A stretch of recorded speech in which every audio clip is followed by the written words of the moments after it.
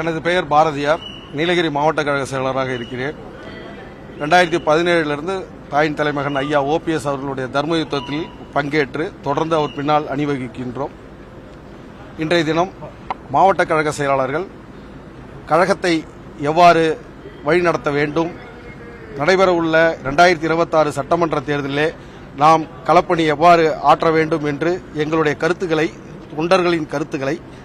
தொண்டர்களின் தலைவனான ஐயா OPS அவர்கள் எங்களிடத்தில் கேட்டார்கள்.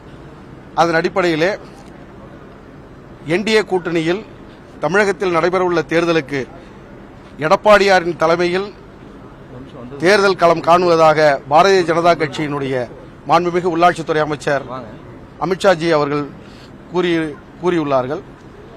எங்களுடைய தொண்டர்கள் உரிமை மீட்பு குழு என்பது எடப்பாடியிலிருந்து தொண்டர்களுடைய உரிமையை மீட்பதற்கு தொடங்கப்பட்ட இந்த அணியாகும். அதில் அந்த கண்டென்ட்டே அடிபடுவதால் நாம் NDA கூட்டணியிலே தொடர்வது குறித்து ஐயா அவர்கள் நல்ல முடிவை தொண்டர்களுக்காக எடுக்கப்பட வேண்டும். எடப்பாடி தலைமையிலே நாம் அங்கு சேர்வதாக இருந்தால் நாம் தொண்டர்களுடைய உரிமையை மீட்க முடியாது என்ற கருத்தை வலியுறுத்தி வந்திருக்கின்றோம். ஐயா அவர்கள் தொண்டர்களால் தேர்ந்தெடுக்கப்பட்ட 2026 வரலையும் தேர்தல், உள்கட்சி தேர்தலில் கழக ஒருங்கிணைப்பாளர், இணை ஒருங்கிணைப்பாளர் 26 வரலையும் செல்லுன்றத தீர்ப்பின் அடிப்படையில் தேர்தல் ஆணையம் தீர்ப்பு கூறு இருக்கின்ற நிலையிலே புதிதாக அவரை எடப்பாடி தலைமையிலே தேர்தல் களம் காண NDA கூட்டணி அறிவித்துள்ளதால் நாம் NDA கூட்டணியில் தொடரலாமா வேண்டாமா என்பதை ஐயா அவர்கள் தொண்டர்கள் விருப்பத்திற்கேற்ப முடிவெடுக்க வேண்டும் என்று நாங்கள் கூறி வந்திருக்கின்றோம். ஐயா நல்ல முடிவெடுப்பார் என்று நம்புகின்றோம். வெளியே வர்றதுன்றது இல்ல, ஐயா ஒருங்கிணைப்பாளரா அதிமுகவில் எடப்பாடி அணி ஏத்துக்கணும். எடப்பாடியும் இணை ஒருங்கிணைப்பாளராக தான் இருக்கிறார். இடையில வந்த தீர்ப்புகள் அனைத்தும் இன்ட்ரீம் தான். அது நிரந்தர தீர்ப்பு, எது தீர்ப்பு வரல. சிவில் சூட் முடிகிற வரலையும் அது பெண்டிங் தான்.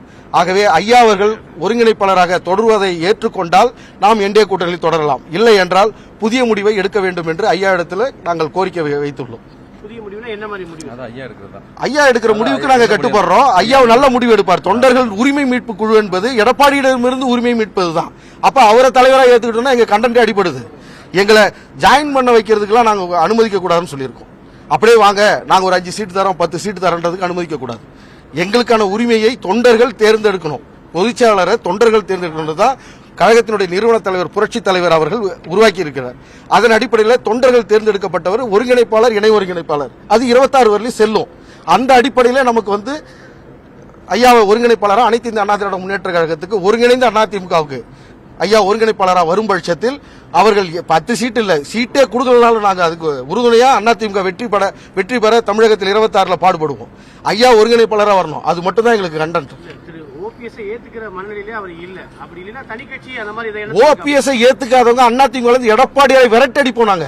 நாங்க இந்த கட்சியில நான் மாவட்ட செயலருக்கு முன்னாடி அம்மா உயிரோடு இருக்கிறவர்களையும் கழக விவசாய பிரிவினுடைய இணைச்செயலரா, மாநில இணைச்செயலரா அம்மா சாகரவரில் 17 வருஷம் பணியாற்றினவன். கண்டோன்மெண்ட், வெலிங்டன் கண்டோன்மெண்ட்ல 3 முறை தொடர்ந்து சேர்மனாக இருந்தவன்.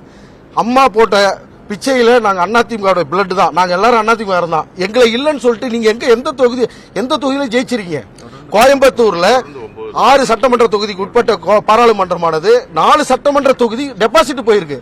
நீலகிரியில் பாஜக ஒரு கட்சி வளரும் தருவாயில் இருக்கிற இடம் 2வது இடத்துக்கு நாங்க கொண்டு வந்திருக்கிறோம். எல் முருகன் அவர்கள் 2வது இடம் வந்திருக்காரு. அதிமுக 3வது இடம் போயிருக்கு. எப்படி போயிருக்குன்னு ஆராய்ச்சி பண்ணாம நான் 26 முதலமைச்சர் எப்படி ஆக முடியும்?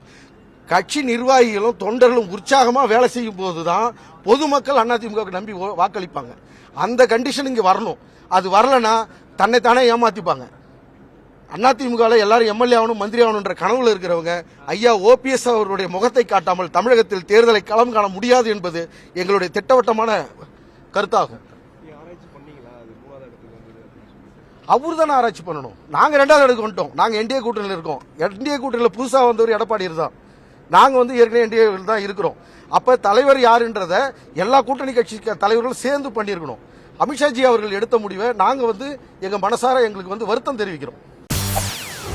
செய்திகளை உடனுக்குடன் தெரிந்து கொள்ள உடனே சப்ஸ்கிரைப் பண்ணுங்க.